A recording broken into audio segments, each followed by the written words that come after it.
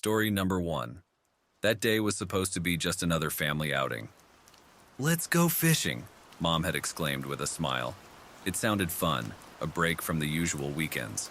So, there we were, me, my little sister Lily, Mom, and Dad, heading to Fisher's Cove.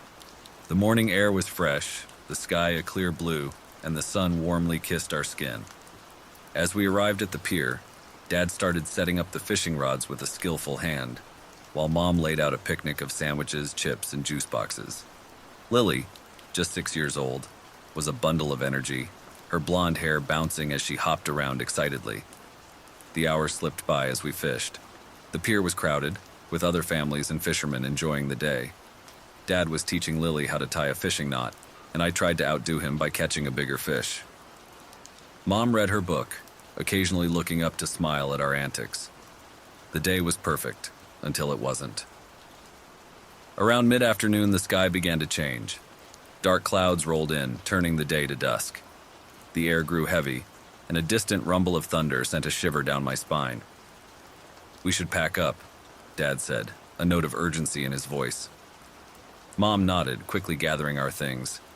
The wind began to pick up, sending a chill through the air. The storm hit suddenly, like a beast unleashed. The wind howled fiercely, and the rain poured down as if the sky had opened up.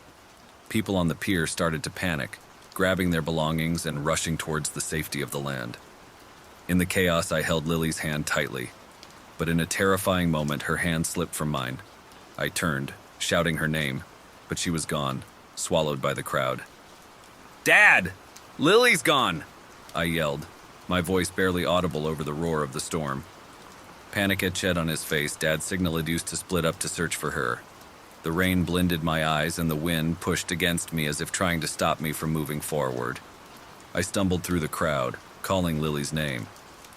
The pier creaked and groaned under the assault of the waves, which crashed against it with angry force. Then, in a brief lull of the wind, I heard a faint cry. "Help!" It was distant, barely audible over the storm. I turned, trying to pinpoint the direction. It was coming from the far end of the pier. I pushed through the people, my heart racing with fear. The pier seemed endless, stretching out into the storm. The wood beneath my feet was slippery and treacherous. As I reached the end of the pier, I saw a flash of yellow.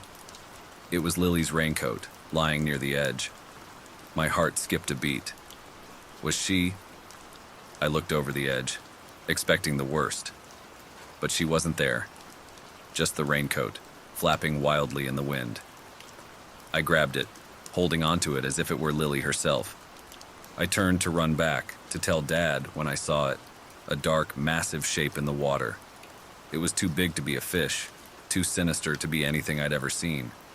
It moved beneath the pier, disappearing into the depths.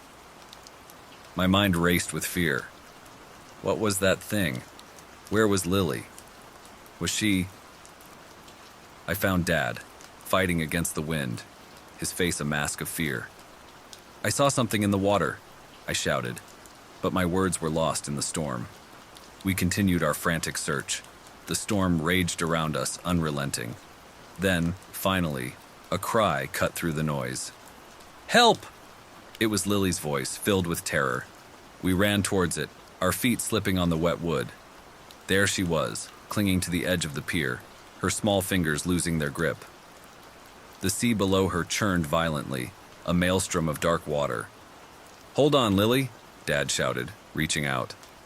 I held onto his belt, fearing he would be pulled in. The dark shape in the water circled below us, its presence ominous and terrifying. With a great effort, Dad grasped Lily's hand. Her face was streaked with tears, her eyes wide with fear. "I got you," Dad said, pulling her to safety.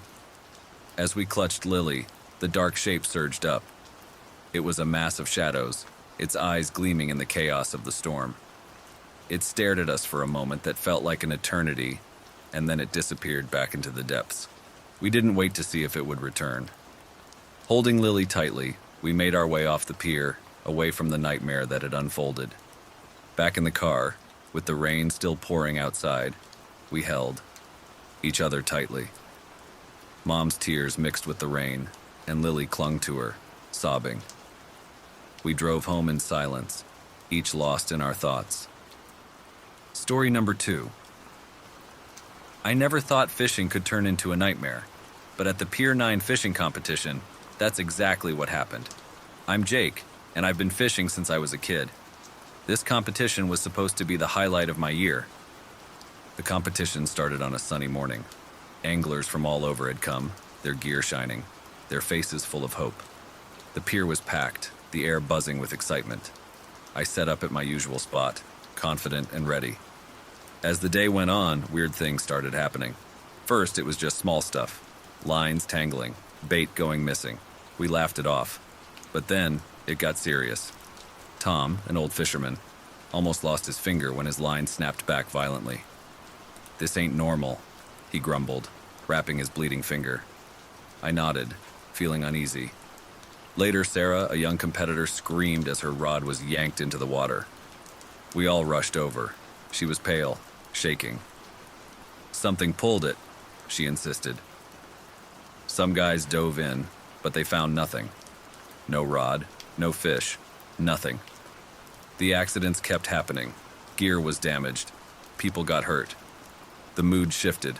The competition was turning into a disaster. That night, I couldn't sleep.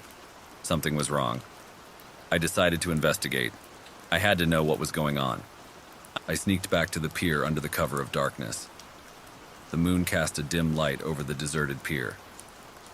I moved quietly, checking the spots where the accidents had happened. Then I heard it, a faint scraping sound. I followed it, my heart racing. It led me to a secluded part of the pier, hidden from view. There, I saw him. A man, hunched over, messing with the fishing lines. He was rigging them, setting traps. My blood boiled. He was sabotaging the competition. I confronted him. "Hey, what are you doing?" He turned, startled. It was Mike, a competitor known for his ruthless tactics. "What's it to you?" he sneered. I was furious. "You're hurting people!" He laughed, a cold, harsh sound. "It's just a game, kid, survival of the fittest." I lunged at him, but he was ready. He shoved me back and I stumbled, nearly falling into the water. We fought, but he was stronger. Then something changed. The pier shook slightly, and the water below us started churning. Mike stopped, looking scared. "What the—" I looked down. The water was swirling, forming a whirlpool, and in the middle of it, I saw something. Something big, dark, moving beneath the surface. Mike yelped, backing away. But it was too late. A massive shape burst out of the water, grabbing him. I only caught a glimpse of it. A huge, shadowy figure, with gleaming eyes and sharp teeth. I screamed, scrambling away as Mike disappeared into the water. The creature, whatever it was, vanished as quickly as it had appeared. I ran back to the main part of the pier, shouting for help. People came running. I told them what happened, but when we looked, there was no sign of Mike or the creature. The next day, the competition was canceled. The authorities searched, but they found nothing. No trace of Mike, no explanation for the accidents. Story number 3. I remember setting out alone, like I always did. The sea was calm, and the stars were bright. I headed to this remote spot, famous among us fishermen for its big catches. I was excited, thinking about all the fish I'd haul in. I reached the spot and settled in. My routine was simple. Bait the hook, cast the line, and wait. The sea was quiet, almost too quiet, but I didn't think much of it then. Hours ticked by. It was peaceful, just the sound of water lapping against my boat. Then, it happened. The water around my boat erupted, like something massive was moving beneath. I felt my heart jump. I stood up trying to see what it was, but it was too dark. The thing, whatever it was, started circling my boat. I could hear the heavy swishes of water.